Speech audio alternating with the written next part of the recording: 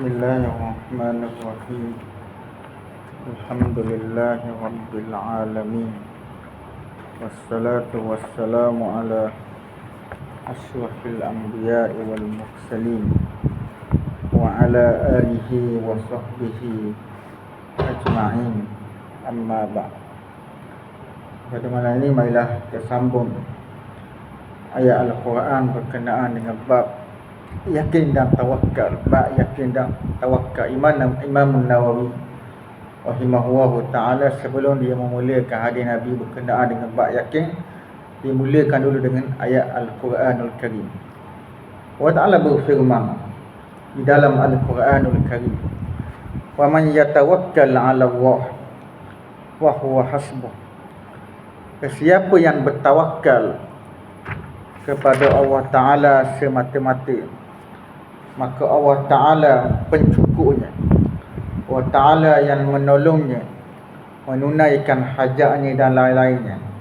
Mana ayat ini membawa maksud siapa yang berserah diri sepenuhnya kepada Allah Ta'ala, mana selepas dia berusaha, dia kena usaha dulu, barulah dia menyerahkan, lalu dia menyerahkan kepada Allah Ta'ala, berserah diri sepenuhnya kepada Allah Ta'ala selepas dia berusaha. Itu yang betul, meletakkan kepercayaan dan pergantungan hanya kepada Allah Subhanahu wa Ta'ala. Maka bila dia letakkan kepercayaan, dia serahkan diri kepada Allah Ta'ala, maka Allah Ta'ala akan menolong. Allah Ta'ala akan menolong, akan membantu dia, akan mencukupkan segala keperluan dia, sama ada dari segi rezeki ke, ataupun urusan hidup, ataupun masalah yang dihadapi, Allah Ta'ala akan tolong. Mana tu maksud ayat ini. Mana ulama kata tawakal mesti disertai dengan usaha. Kalau setakat tawakal semata-mata, berserah diri hanya kepada Allah Ta'ala tapi tidak ada usaha, cari mana tawakal, serah diri kepada Allah Ta'ala supaya Allah Ta'ala beri rezeki, tapi dalam masa yang sama tidak berusaha mencari rezeki, tidak kenalah. Mana kena tawakal dan barulah kena berserah diri, kena berusaha dulu, kemudian barulah bertawakal kepada Allah Subhanahu wa Ta'ala. Allah Ta'ala adalah sebaik-baik tempat bergantung. Dan ulama kata orang yang bertawakal akan mendapat ketenangan hati dan pertolongan Allah Ta'ala. Allah Ta'ala sebut dalam ayat ni, wa man yatawakkal 'ala Allah wa huwa hasbuh. Siapa yang bertawakal kepada Allah Ta'ala, Allah Ta'ala akan mencukupkan keperluannya, mencukupkan rezeki dia, mana memberi dia kesenangan bila dia melakukan peperiksaan. Bila ada periksa ke ataupun sama ada dalam mencari rezeki, mana seseorang itu bekerja bersungguh-sungguh mencari rezeki Allah Ta'ala, lepas tu berserah diri kepada Allah Subhanahu wa Ta'ala, maka Allah Ta'ala akan mencukupkan rezeki. Allah Ta'ala akan beri rezeki kepada sama ada sikit ataupun banyak, kalau orang tu bertawakal kepada Allah Ta'ala.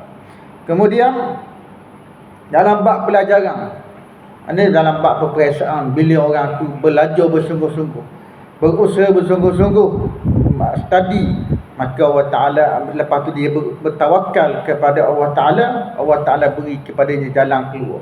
Dalam peperiksaan dia, Allah Ta'ala beri kepada dia mudah untuk menjawab soalan peperiksaan. Kalau sekadar dok bertawakal saja, tapi dok mengapa, dok study, dok belajar bersungguh-sungguh, itu tak kenalah. Itu itu ulama tidak termasuk dalam tawakal yang disuruh oleh Allah Ta'ala, disuruh oleh Nabi SAW. Tawakal yang sebenar ialah mana buat berusaha bersungguh-sungguh mencari rezeki, berusaha bersungguh-sungguh belajar, berusaha bersungguh-sungguh dalam kehidupan, barulah berserah diri kepada Allah Subhanahu wa Ta'ala. Berusaha bersungguh-sungguh dalam bab nak mencari calon, mencari isteri sebagai contoh. Mencari isteri, dia berusaha cari calon isteri dia, lalu dia berserah diri kepada Allah Ta'ala. Lalu bila tak Jadi mana bila hatinya bergantung kepada Allah Ta'ala, Allah Ta'ala beri mudah. Kalau Allah Ta'ala dok jadi, mana Allah Ta'ala dok kabulkan permintaan dia, maka dia akan merasa tenang. Sebab itu daripada Allah Subhanahu wa Ta'ala belaka. Allah Ta'ala nak beri ke, Allah Ta'ala nak beri, itu kehendak Allah Subhanahu wa Ta'ala. Kerja kita berusaha, kemudian berserah diri kepada Allah Ta'ala. Mungkin Allah Ta'ala nak beri yang lebih baik lagi. Mana mungkin Allah Ta'ala nak beri yang lebih baik lagi. Mana atas dunia kita mencari rezeki, tapi boleh rezeki sikit. Mungkin kita minta dengan Allah Ta'ala, nak suruh minta dengan Allah Ta'ala, nak minta supaya diberikan rezeki yang banyak, tapi Allah Ta'ala bagi sikit. Mungkin Allah Ta'ala nak bagi mana pada hari akhirat nanti.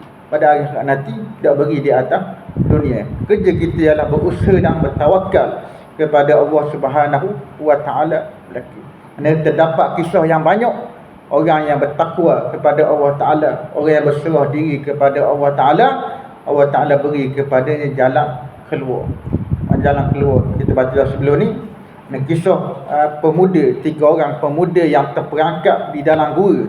Dia terperangkap di dalam gua, akhirnya Allah Ta'ala menyelamatkan dia. Tak ada orang seorang. Mana dalam gua, dalam hutan, tak ada orang seorang. Mana dia jalan-jalan, lepas tu dia berasa nak teduh, nak bermalam dalam gua, nak duduk dalam gua, nak bermalam dalam gua, nak duduk. Lalu tiba-tiba batu daripada atas menutup pintu gua. Batu jatuh menutup pintu gua. Lalu dia pun berdoa kepada Allah Subhanahu wa Ta'ala. Dia berdoa, Allah Ta'ala beri kepada, Allah Ta'ala menyelamatkan dia. Allah Ta'ala menyelamatkan dia. Allah Ta'ala mengalihkan batu dan mereka semua boleh keluar. Orang yang bertakwa dan orang yang berserah diri kepada Allah Ta'ala, Allah Ta'ala beri kepadanya jalan keluar. Kemudian ayat yang seterusnya berkenaan dengan bab tawakal. Innamal mu'minuna alladhina idza dzukirallah wajilat qulubuhum wa idza tuliyat alaihim zadatuhum imana wa ala rabbihim yatawakkalun alladzina yuqimuna as-salah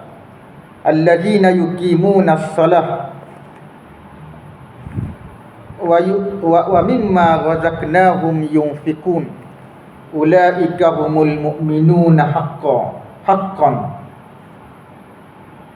Sesungguhnya orang-orang yang beriman dengan sempurna hanyalah orang yang apabila amaran Allah Ta'ala tentang azab dan lain-lain disebut, gerumlah hati mereka, takutlah hati mereka, dan apabila ayat-ayatnya pula dibacakan kepada mereka, ayat-ayat itu menambahkan iman mereka.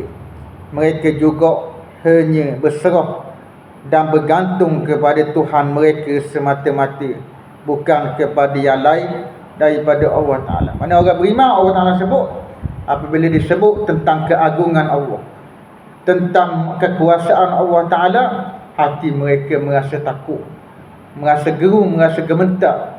Bila sebut tentang azab neraka, bila sebut tentang orang kafir diazab di dalam neraka, orang yang melakukan dosa diazab dalam neraka, diazab di dalam kubur, merasa takut, merasa gemetar. Tu orang yang beriman, tu sifat orang yang beriman. Mana ulama kata, dan bila dia baca Al-Quran, dia merasa terkesan dengan ayat-ayat Al-Quranul Karim. Baca berkenaan dengan azab kubur, baca berkenaan dengan azab neraka, terkesan, mengalir air matanya, gemetar, takut kepada azab yang disebut oleh Allah Ta'ala di dalam Al-Quran. Maka orang tu orang yang beriman. Orang yang beriman, dan sehingga sesungguhnya sebahagian salaf ulama sebut, apabila dibacakan ke atasnya ayat-ayat berkenaan dengan ketakutan, takut bukan macam takut atas dunia, ketakutan di alam kubur, ketakutan di alam akhirat, lebih ngeri berbanding ketakutan di atas dunia. Ketakutan di atas dunia kita boleh minta tolong lagi dengan orang. Ketakutan di alam kubur tidak boleh tolong dah. kita keseorangan di dalam kubur hanya bergantung dengan amalan yang kita buat di atas dunia semata-mata. Kalau orang tu buat amalan baik, maka orang tu selamatlah, insya-Allah selamatlah di alam kubur. Kalau orang tu buat jahat, mungkin kalau mana akan diazab. Mana disebut di dalam Al-Quran, orang berbuat jahat, orang berbuat dosa akan diazab di dalam kubur, ataupun mungkin diampunkan oleh Allah Ta'ala. Itu atas kehendak Allah Subhanahu wa Ta'ala berlaku. Manakala orang kafir tak ada kemungkinan, sebab Allah Ta'ala janji orang kafir tidak akan diampun sama sekali. Orang berdosa kemungkinan diampun, kemungkinan tidak diampun oleh Allah Subhanahu wa Ta'ala. Sebab Allah Ta'ala sebut di dalam Al-Quran, innallaha la yaghfiru an yushraka bih wa yaghfiru ma duna dzalika liman yasha. Sesungguhnya Allah Ta'ala tidak mengampun dosa syirik. Dosa syirik, dosa mati atas kafir, mati atas syirik, Allah Ta'ala dah ampun. Dan Allah Ta'ala mengampun dosa selain syirik bagi sesiapa yang dikehendaki oleh Allah Ta'ala. Kalau Allah Ta'ala kehendak diampun, maka orang itu terlepas daripada azab Allah Subhanahu wa Ta'ala. Dan banyak hadis-hadis yang menceritakan orang diampunkan oleh Allah Ta'ala, di mana dia melakukan banyak dosa kepada Allah Ta'ala, akhir sekali Allah Ta'ala ampun, akhirnya dimasukkan ke dalam syurga. Kita akan kehendak Allah Ta'ala berlaku. Kemudian kita dah habis lagi hadis. Kita dah lagi mana ulama, sebahagian ulama salah ni apabila dibacakan ke atasnya ayat-ayat berkenaan takut, dia akan jatuh sakit. Mana tu ulama salah baca dia ayat berkenaan takut, mana mereka terasa terkesan, mereka bila sebut je ayat Quran, baca je ayat Quran, jadi jatuh sakit. Tu sebahagian ulama salah. Nak tahu betapa kuatnya keimanan mereka kepada Allah Subhanahu wa Ta'ala sampai jatuh sakit bila baca ayat Al-Quranul Karim berkenaan dengan azab Allah Ta'ala, sehingga selama beberapa hari jatuh sakit selama beberapa hari. Ada pun ulama kata amma nahnu faqulubuna qasiyah. Adapun kita ni umat akhir zaman ni, hati mereka ni, hati kita ni kerah. Sebab apa kerah?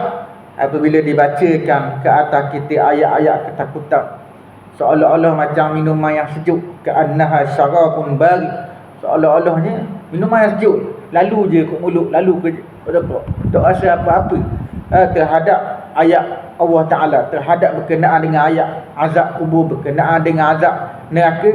Tu umat akhir zaman fala nata'assab, kita tidak terkesan dengan ayat Al-Quranul Karim umat akhir zaman ni, dan kita tidak mengambil pengajaran apa dengan ayat Al-Quran.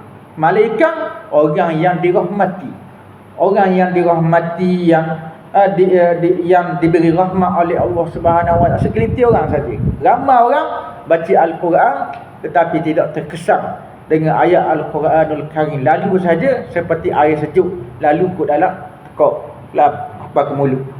Kemudian ulama kata lakinnal mu'mina, tetapi orang beriman, huwallazi idza dzukira, orang beriman ni ulama sebut apabila disebut Allah Ta'ala, disebut saja nama Allah Ta'ala, gemetar lalu hatinya, gemetar hatinya, takut kepada kebesaran Allah Ta'ala, takut kepada azab Allah Subhanahu wa Ta'ala. Ada lagi ulama kata kana ba'dus salah, adalah sebahagian ulama salah, iza qila lahu, apabila dikatakan kepadanya ittaqillah. Ulama salah, orang kata kepada ulama salah, bertakwalah kamu kepada Allah Ta'ala. Bila kamu begitu saja, dia naik gemetar, dia tak ada gemetar tangan dia. Bila disebut ittaqillah, bertakwalah kamu kepada Allah Ta'ala, gemetar sampai jatuh apa yang ada di tangan ni, dia pegang gelah. Bila disebut ittaqillah, jatuh tengang tangan yang ada di gelah. Nak kata betapa kuatnya keimanan mereka kepada Allah Subhanahu wa Ta'ala. Ulama sebut apabila mereka apabila dibacakan kepada mereka ayat-ayat Allah, bertambah kepada mereka iman. Mana apabila mereka mendengar perkataan Allah Ta'ala, bertambah iman dari dua sudut. Bertambahnya iman dari dua sudut. Habis bila baca ayat Al-Quran, membenarkan dengan apa yang Allah Ta'ala beritahu. Apa yang Allah Ta'ala beritahu tentang perkara gaib, tentang perkara yang lepas, perkara yang akan datang. Orang ni baca Al-Quran berkenaan dengan tu, mereka membenarkan, mereka tidak ragu-ragu sama sekali, maka orang tu Allah Ta'ala menambahkan kepada mereka keimanan.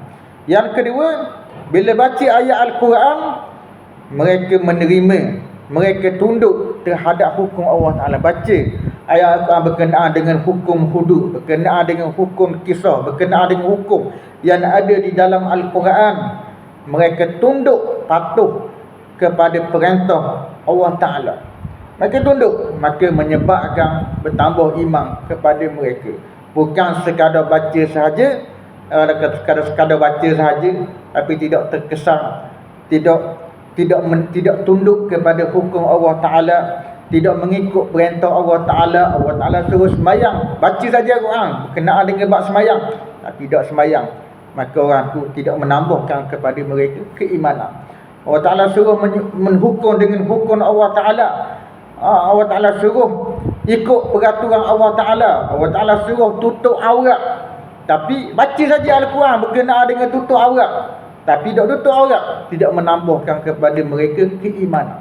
Mana orang yang ditambahkan mereka keimanan, baca Al-Quran, beriman, patuh kepada perintah Allah Ta'ala, menjauhkan diri daripada perkara yang dilarang oleh Allah Ta'ala. Sebab apa menjauhkan diri? Kerana takut kepada Allah Subhanahu wa Ta'ala. Maka ulama kata, ulama memberi pesanan, ulama dalam memberi pesanan, wa hakaza iza ra'aita, apabila kita melihat, apabila kamu melihat dirimu ni, ulama kata kullama talautal Quran, setiap kali kita membaca Al-Quran, bertambah iman. Bertambah iman macam tadilah. Setiap kali baca Al-Quran, kau ikut perintah Allah Ta'ala. Setiap kali baca Al-Quran, membenarkan apa yang datang daripada Allah Ta'ala, ikut perintah Allah Ta'ala, tinggal larangan Allah Ta'ala, tak buat sekali-kali apa yang Allah Ta'ala larang, maka kau menambahkan keimanan kepada mereka. Maka ulama kata, fa inna hadza min alamatit taufiq, maka sesungguhnya ini di antara petunjuk bahawa seseorang itu mendapat pertolongan dan bimbingan Allah Ta'ala. Orang tu telah mendapat pertolongan, orang tu telah mendapat bimbingan daripada Allah Ta'ala. Bila baca Quran, terkesan dengan ayat Al-Quran. Ada pun ulama kata, adapun apabila kamu membaca Al-Quran tapi tidak terkesan dengan Al-Quran, Al-Quran kata tentang azab neraka, Al-Quran memberi ancaman tentang azab neraka kepada orang dok semayang, neraka sakar kepada orang dok semayang, orang tinggal semayang dimasukkan ke dalam neraka sakar, tak berasa apa-apa, tidak terkesan pun dengan ayat Quran. Maka ulama kata fa'alaika mi budawati nafsaka, maka wajib ke atas kamu berubat dirimu. Berubat dirimu antaranya ialah ulama kata berubat dirimu antaranya mana fa innal qalba, sesungguhnya hati ni jika tidak mengambil manfaat dengan ayat Al-Quran dan tidak mengambil pengajaran daripada ayat Al-Quran, maka hati kerah, hati sakit dah. Hati bila baca Quran tak ada pengajaran, bila baca Quran tidak terkesan dengan ayat Quran, maka menunjukkan hatinya kerah, hatinya sakit. Kita minta berlindung dengan Allah Subhanahu wa Ta'ala. Mana ulama kata, maka kamu wahai saudara, berubat diri antaranya baca Al-Quran, baca terjemahan Al-Quran, menhayati Al-Quranul Karim, mentadabbur ayat Al-Quranul Karim. Siapa diri kita ni terkesan dengan ayat Al-Quran, siapa diri kita ni takut nak melakukan dosa kepada Allah Subhanahu wa Ta'ala, siapa kita diri ni ikut perintah Allah Subhanahu wa Ta'ala, maka insya-Allah perkara tersebut menambahkan keimanan dalam hati kita. Anda baca, ulama sebut baca, berubat dengan baca Al-Quran, tadabbur ayat Al-Quran berulang-ulang kali sampai kita mari rasa terkesan dengan ayat Al-Quranul Karim. Kemudian ni berubat, nak berubat hati kita, hati yang sakit, yang mana bila baca Al-Quran tidak terkesan, tidak terasa apa-apa dengan ayat Al-Quranul Karim. Kemudian Allah Ta'ala sebut dalam ayat ini, wa ala rabbihim yatawakkalun, dan di atas Tuhan mereka yatawakkalun, mereka bertawakal kepada Allah Subhanahu wa Ta'ala. Mana orang beriman ni mereka menyerahkan suruh urusan semuanya kepada Allah Subhanahu Wa Taala. Orang beriman sungguh-sungguh segala urusan mereka serahkan kepada Allah Taala. Dalam masa yang sama mereka berusaha kemudian serahkan kepada Allah Taala. Kemudian ayat yang seterusnya, allazina yuqimunas salah, orang-orang yang mendirikan salat, yang menunaikan salat, wa mimma razaqnahum yunfiqun, dan daripada apa yang kami beri rezeki kepada mereka, yunfiqun, mereka membelanjakan. Mana mereka membelanjakan, maka orang ni Allah Taala sebut orang yang menunaikan solat dengan betul, dengan kewajipan dia menunaikan solat mengikut mana apa yang wajib dalam sembahyang dia buat belaka, syarat-syarat sembahyang, rukun-rukun sembahyang, mereka menyempurnakan sembahyang, tidak sembahyang dalam keadaan tidak tamakninah. Mana sembahyang yang sempurna yang diajar oleh Nabi sallallahu alaihi wasallam. Kalau sembahyang gaduh macam sembahyang tarawih dekat Indonesia, waktu sembahyang yang dok sah sembahyang yang macam tu, sebab tidak ada tamakninah, baca Fatihah laju dapat tak ada mana sembahyang tu tidak sah. Menunaikan solat dengan sempurna, ikut syarat dia, ikut wajib dia, rukun-rukun dalam sembahyang kena ikut belaka. Maka dan daripada apa yang kami beri rezeki kepada mereka belanjakan. Bukan setakat mereka membelanjakan kepada diri dia, bukan setakat mereka membelanjakan kepada anak beranak dia, bahkan mereka membelanjakan kepada orang yang memerlukan, kepada fakir miskin, kepada keluarga lain, keluarga anak mana yang lebih afdal. Kalau ada keluarga yang miskin, yang lebih afdal beri belanjakan, beri bantuan kepada keluarga kita yang miskin. Itu yang lebih afdal. Mana hubungan waris dan hubungan silaturahmi dan pahala dia, pahala silaturahmi dan pahala beri sedekah. Mana orang lain boleh share je, selain daripada keluarga boleh share je, pahala sedekah sahaja. Maka yang afdal, kalau ada keluarga yang miskin, kita bagi bantu dulu kepada keluarga kita yang miskin, anak beranak kita yang miskin. Barulah kalau anak beranak kita tak miskin, barulah kita bantu kepada orang yang luar daripada keluarga kita. Itu yang lebih betul lagi. Bukan belanja kepada diri kita. Maka orang ni, orang yang mendirikan solat dan rezeki mereka, Allah Ta'ala beri rezeki mereka belanja, ulaika humul mu'minuna haqqan, mereka itulah orang-orang yang beriman yang sebenar-benarnya. Nak tahu orang yang beriman yang sebenar-benarnya, antaranya mereka Allah Ta'ala sebut mendirikan solat, dan daripada apa yang Allah Ta'ala beri rezeki mereka belanjakan. Banyak lagi lah. Ni antara ayat Al-Quranul Karim Allah Ta'ala sebut, di antara mana orang yang beriman sebenar-benar, mereka menunaikan solat, dan rezeki yang Allah Ta'ala beri mereka belanja, mereka beri sedekah.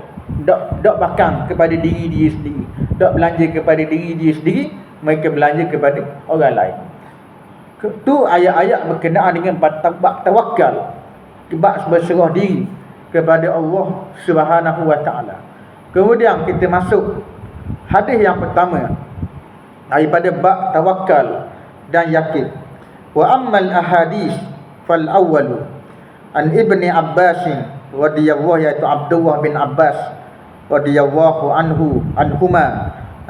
Ibn Abbas saudara Nabi dan merupakan sahabat Nabi sallallahu alaihi wasallam. Abdullah bin Abbas sepupu Nabi sallallahu alaihi wasallam. Qala, Ibnu Abbas kata, qala Rasulullah sallallahu alaihi wasallam, uridat alayya al-umam fa ra'aytu an-nabiyya wa ma'ahu ruhaitu wan nabiyya wa ma'ahu rajulu wa rajulani wan nabiyya laysa ma'ahu ahadun iz rufi'a li sawadun azimun fazanantu annahum ummati faqila li hadha Musa wa qaumuhu walakin inzur ila al-ufuqil akhar fa idza sawadun azimun faqila li hadhihi ummatuka wa ma'ahum sab'una alfan yadkhuluna al-jannata bighairi hisabin wala azabin thumma nahada fadakhala manzilahu faqada an-nasu fi ulaika allazina yadkhulunal jannata bila hisabin wala azabin. Faqala ba'duhum fala'allahumul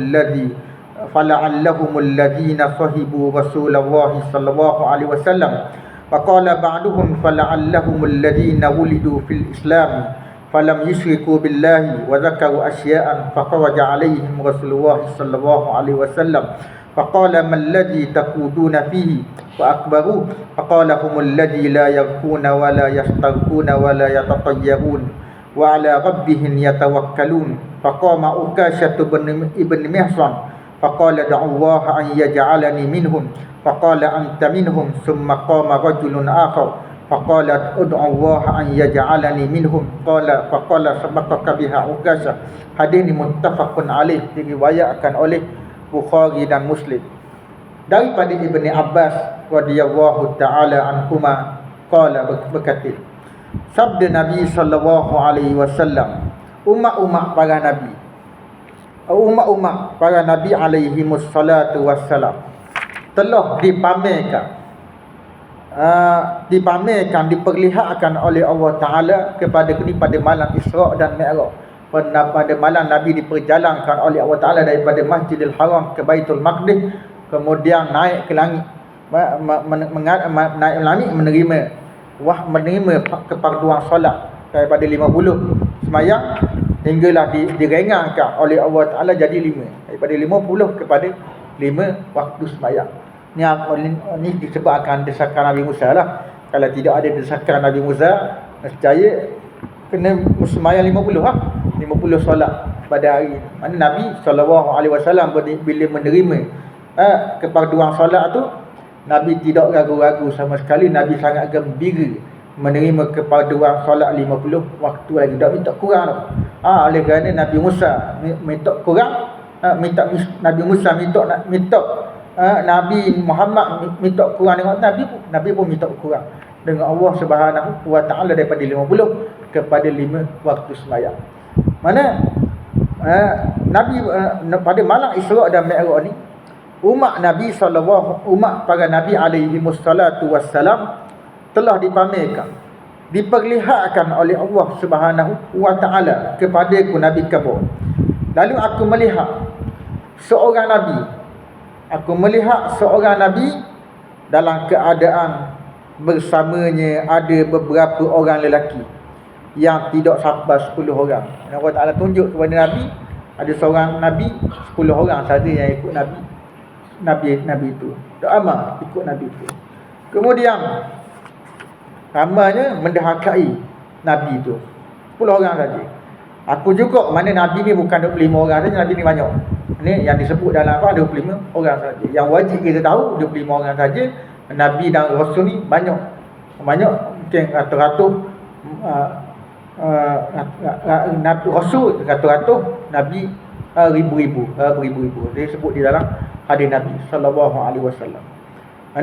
Aku juga melihat seorang Nabi dalam keadaan bersamanya, ada seorang dan 2 orang lelaki saja. Seorang Nabi samanya ada 2 orang. Ada seorang ataupun 2 orang lelaki sahaja Nabi kabur. Dan seorang Nabi pula dalam keadaan tiada sesiapa pun bersamanya. Seorang Nabi tak ada seorang orang ikut. Orang ramai tak ikut Nabi itu. Dia berseorangnya. Allah Ta'ala tunjuk kepada Nabi sallallahu alaihi wasallam nak menenangkan hati Nabi sallallahu alaihi wasallam, jangan bimbang. Jangan layan kepada celaan orang kafir yang tak berikutmu wahai Muhammad sallallahu alaihi wasallam. Allah Ta'ala beri tenang kepada Nabi sallallahu alaihi wasallam. Oleh kerana orang kafir pada masa tu mencela Nabi, mengata huduh kepada Nabi sallallahu alaihi wasallam. Allah Ta'ala nak menghiburkan Nabi sallallahu alaihi wasallam. Allah Ta'ala menjalankan Nabi daripada Masjidil Haram ke Baitul Maqdis, naik ke langit. Allah Ta'ala tunjuk kekuasaan Allah Ta'ala kepada Nabi sallallahu alaihi wasallam. Allah Ta'ala tunjuk nabi-nabi zaman dahulu begitu juga. Tidak orang nak ikut. Kadang-kadang Nabi 10 orang, Nabi seorang 10 orang saja orang ikut. Nabi tak ada orang seorang ikut. Nak tunjuk. Jangan dalam nak memberi ketenangan, nak menghiburkan Nabi sallallahu alaihi wasallam. Kemudian tiba-tiba diangkatkan, dipamerkan kepadaku satu kumpulan besar manusia. Lepas tu Allah Ta'ala tunjuk kepada Nabi satu kumpulan besar manusia lebih besar daripada tadilah. Lantas aku menyangka bahawa mereka umat aku. Lalu dikatakan kepadaku, ini Nabi Musa dan kaumnya, bukan umatmu. Malaikat khabar, ini umat Nabi Musa dan kaumnya, tetapi lihatlah ke arah yang lain. Aku pun melihat ke arah yang lain, Nabi khabar. Tiba-tiba kelihatan satu kumpulan besar manusia yang lebih ramai daripada kumpulan tadi. Tadi ramai dah, bahawa ni lebih ramai lagi daripada kumpulan tadi. Lalu dikatakan kepada Nabi, kepadaku, inilah umatmu, wahai Muhammad sallallahu alaihi wasallam, inilah umatmu. Bersama ramai-ramai ni, bersama mereka ada 70,000 orang yang akan masuk syurga tanpa hisab dan tanpa azab. Dan disebut di dalam hadis yang lain. Disebut oleh Ibnu Hajar Al-Asqalani di dalam kitab Fathul Bari. Kalau datang dalam hadis yang lain bahawa bersama setiap satu daripada 70,000 orang yang masuk syurga tanpa hisab. Kemudian setiap satu daripada 70,000 orang tu, mana 70,000 orang juga. Setiap satu tu 70,000 orang tu juga yang masuk syurga. 70,000 orang dah mula-mula. Kemudian daripada satu tu 70,000 orang pula yang bawah ni, yang ikut dia, 70,000 orang pula yang masuk syurga. Nak kata betapa ramainya umat Nabi SAW masuk syurga tanpa hisab. Mana kemudian sebahagian kemudian baginda bangkit. Mana Nabi selepas cakap Nabi khabar bahawa umat Nabi masuk syurga tanpa hisab 70,000 orang, 70,000 orang yang masuk syurga tanpa hisab dan tanpa azab. Lalu Nabi pun bangkit. Nabi bangun, lalu masuk ke dalam rumah masuk ke dalam rumah Nabi. Orang ramai pun bercakap-cakap dan berbahas sesama mereka tentang golongan yang akan masuk syurga tanpa hisab dan tanpa azab tersebut. Sebahagian mereka berkata, pakat cakap, sebab Nabi tak khabar siapakah yang masuk syurga tanpa hisab tu. Golongan ni ke, golongan yang bersahabat Nabi ke, golongan yang tidak mati, yang tidak syirik kepada Allah Ta'ala ke. Dan mereka berbincang, sebahagian mereka berkata, boleh jadi mereka itu orang yang menjadi sahabat Nabi SAW yang masuk syurga tanpa hisab. Sebahagian yang lain pula berkata, boleh jadi mereka itu orang yang dilahirkan dalam Islam. Mana orang dilahirkan dalam Islam? Mana lahir dalam Islam dan tidak sekali-kali menyengutukan Allah Subhanahu wa Ta'ala. Macam kita lah. Mana kita boleh jadi orang yang dilahirkan dalam Islam, mana daripada kecil tidak menyengutukan, tidak menyembah berhala. Mana lalu tidak pernah mempersekutukan sesuatu dengan Allah Ta'ala.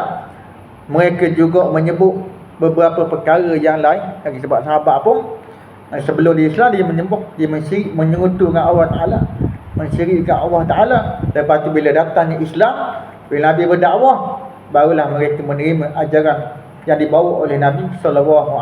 Walaupun begitu, para sahabat paling lebih, walaupun sebelum tu dia semua balik, lepas tu bila Nabi ajak mereka menerima dakwah Nabi, mereka lebih daripada kita, sebab mereka berjuang bersama Nabi SAW, berjuang bersama Nabi, mati syahid bersama Nabi dalam peperangan Uhud.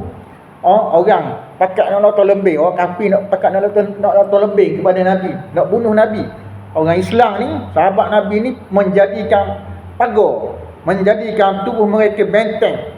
Kenapa? Perisai. Bila orang kafir lacur, kena kepada tubuh badan orang beriman, kena tubuh badan sahabat Nabi. Tak perisai dengan besi, perisai dengan badan, nak supaya Nabi ni tidak terkena panahan orang kafir, tidak terkena tombak daripada orang kafir. Kuatnya keimanan para sahabat radhiyallahu taala anhu bila mereka memeluk, mereka menerima dakwah Nabi sallallahu alaihi wasallam, memeluk agama Islam.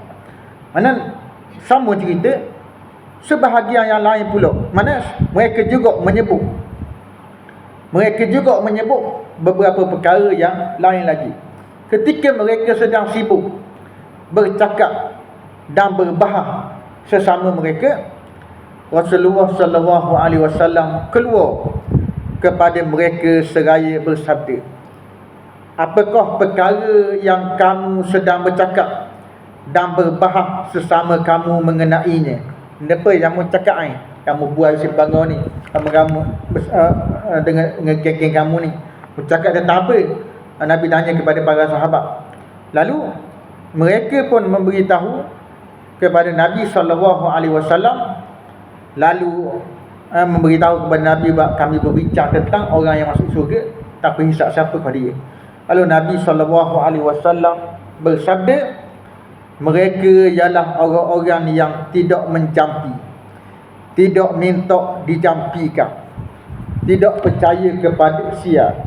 Para ulama rahimahullah ta'ala berbeza pendapat mengenai maksud tidak menjampi dan tidak minta dijampikan. Mana menurut Al-Imam An-Nawawi rahimahullah ta'ala, Al-Qurtubi dan Al-Qattabi dan lain-lain, maksudnya ialah mereka langsung tidak berobat dengan jampi atau lain-lain kerana bertawakal, berserah diri sepenuhnya kepada Allah Subhanahu wa ta'ala, serta benar-benar reda dan sabar dengan ujian Allah Ta'ala. Maka orang tu dapat mana? Orang tu mendapat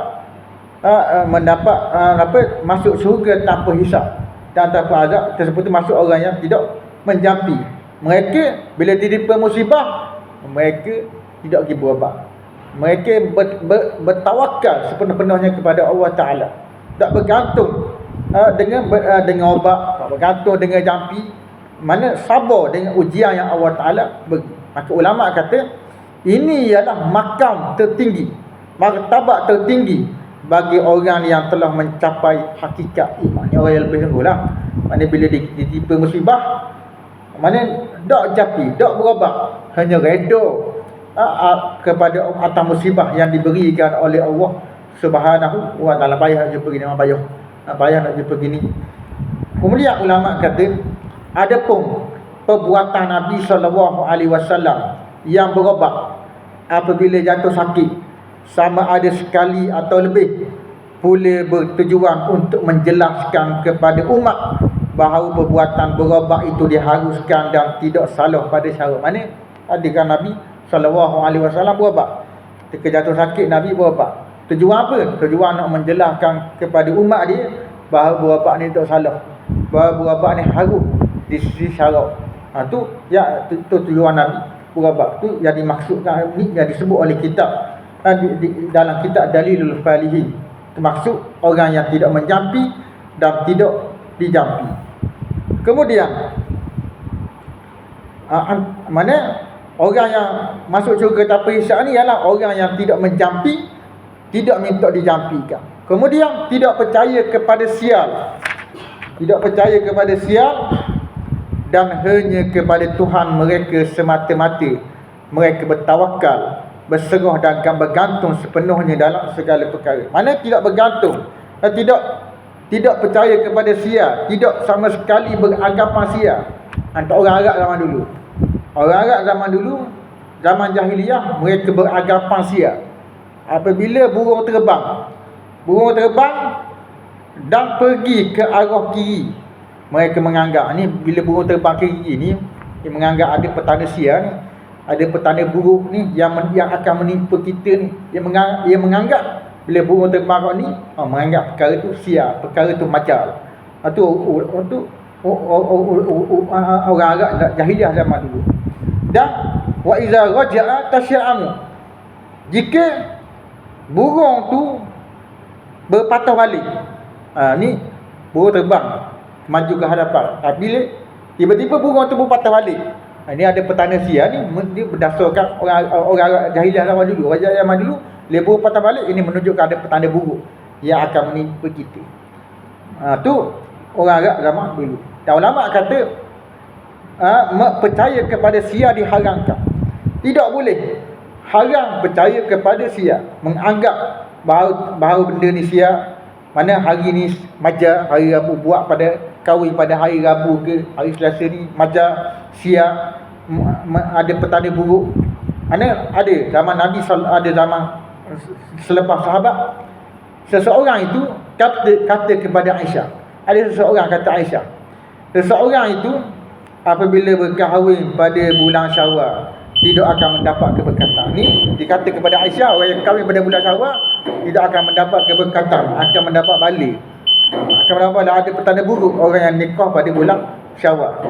Lalu Aisyah pun radhiyallahu ta'ala anha berkata, subhanallah, inna nabiyya sallallahu alaihi wasallam, sesungguhnya Nabi sallallahu alaihi wasallam berkahwin dengan aku pada bulan Syawal, berkahwin dengan Aisyah pada bulan Syawal, dan bersama dengan Aisyah pada bulan Syawal, dan adalah Aisyah ni isteri yang paling disayangi oleh Nabi sallallahu alaihi wasallam. Macam mana boleh dikatakan orang yang bernikah pada bulan Syawal tidak dapat petunjuk, tidak diberi hidayah oleh Allah Ta'ala, tidak mendapat keberkatan daripada Allah Subhanahu wa Ta'ala? Oh, itu kenapa perangai orang Arab zaman dulu mereka menganggap benda tu sia, buat benda ni sia. Antaranya lagi kita nak cerita, antaranya ialah bila dia tengok muka orang uduh, tengok muka uduh sikit, mana boleh tengok ni ada petanda buruk, muka orang ni uduh uspan ni, ada petanda buruk yang akan berlaku.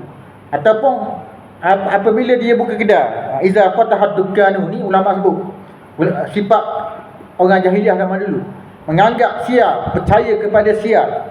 Apabila dia buka kedai, bila tiba-tiba orang yang pertama mari kedai dia orang buta ataupun buta sebelah, maka dia kunci kedai. Sebab apa kunci kedai? Sebab menandai bahawa hari ni tidak ada rezeki dah. Sebab mula-mula pertama percaya kepada sia, sebab antara sianya ialah mula-mula yang pertama masuk kedai dia orang buta. Lalu dia pun tutup kedai, maka dia kata dia percaya bahawa hari ni tidak ada rezeki dah padanya. Itu orang jahiliah zaman dahulu, menganggap perkara tu sia, percaya kepada sia diharamkan oleh syariat Islam, tidak dibenarkan sama sekali. Dan mana orang yang tidak percaya kepada sia, maka orang ni masuk syurga tanpa hisab dan tanpa azab, dan hanya kepada Tuhan mereka semata-mata mereka bertawakal, berserah dan bergantung sepenuhnya dalam segala perkara. Lantas Ukasyah bin Mihsan radhiyallahu anhu bangun seraya berkata, berdoalah kepada Allah Ta'ala agar dia menjadikan aku salah seorang daripada mereka. Ukasyah minta Nabi berdoa supaya jadikan dia doa supaya dia ni tergolong di kalangan orang yang masuk syurga tanpa hisab dan tanpa azab. Lalu Nabi pun bersabda, kamu salah seorang daripada mereka. Jangan bimbang wahai Ukasyah, kamu salah seorang daripada mereka, salah seorang orang yang masuk syurga, 70 orang yang masuk syurga tanpa hisab dan tanpa azab. Ukasyah bin Mihsan ni bukan sekadar minta dengan Nabi saja. Ukasyah bin Mihsan ni berjuang menentang musuh Islam, berjuang menegakkan agama Allah Subhanahu wa Ta'ala, bukan sekadar di bibir mulut minta dengan Nabi sallallahu alaihi wasallam masuk syurga tanpa hisab, tapi dia beramal dengan Islam, memperjuangkan ajaran Allah Subhanahu wa Ta'ala. Kemudian lepas Ukasyah bin Mihsan, kemudian bangun pula seorang lelaki, berdoalah kepada Allah Ta'ala agar dia menjadikan aku juga salah seorang daripada mereka. Ada seorang minta dengan Nabi, suruh Nabi doa supaya dia tergolong di kalangan orang ni juga, golongan ni juga yang masuk syurga tanpa hisab. Lalu Nabi khabar, kamu telah didahului oleh Ukasyah. Ukasyah telah mendahului mudah dengan kelebihan tersebut. Lalu Nabi dak khabar, ulama berselisih pendapat. Sebab apa Nabi tolong? Sebab apa Nabi khabar Ukasyah telah mendahuluimu? Nabi dak doa, Nabi dak khabar bahawa dia tergolong di kalangan orang yang masuk syurga tanpa hisab. Ada ulama mengatakan boleh jadi Nabi tahu bahawa orang yang berdoa, orang yang minta ni orang munafik.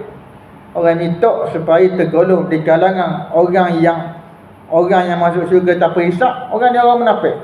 Orang munafik dah masuk syurga.